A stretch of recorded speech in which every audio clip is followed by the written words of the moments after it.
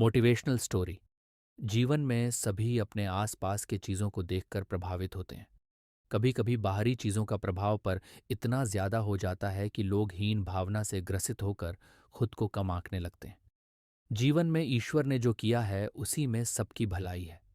इसीलिए ईश्वर का आभार व्यक्त करते हुए कभी भी खुद को कमज़ोर नहीं समझना चाहिए।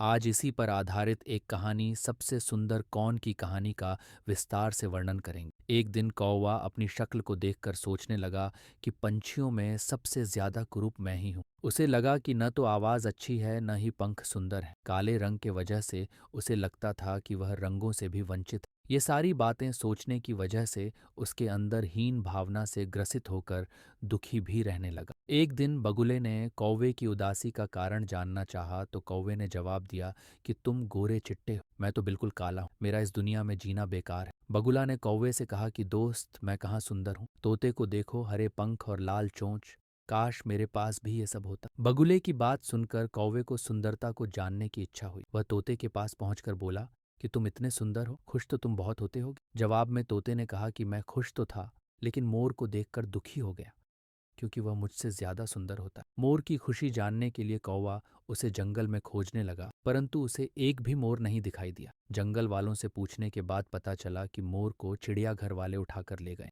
कौवा मोर की तलाश में चिड़ियाघर पहुंच गया। वहां पर उसने मोर से उसकी सुंदरता पर चर्चा करनी चाहिए, लेकिन मोर उलटा रोने लगा। उसने कौवे से कहा कि ईश्वर का धन्यवाद करो जो तुम सुंदर नहीं हो, वरना पिंजरे में होते। कहानी की शिक्षा, कौवे को अपनी गलती का एहसास हुआ। उसे समझ आया कि ईश्वर की बनाई चीज़ों पर सवाल नहीं करना चाहिए।